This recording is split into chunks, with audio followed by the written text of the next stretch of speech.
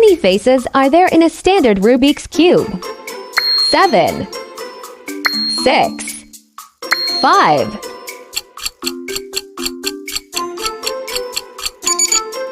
There are 6 faces on a standard Rubik's Cube.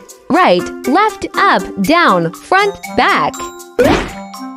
What's the name of the small colorful pieces that make up the 3x3x3 Rubik's Cube? Tiles, cubies, blocks.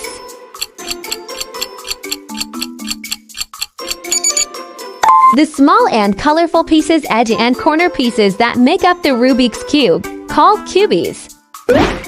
How many cubies, pieces, are there in each face of a standard Rubik's Cube? 9, 8, 6.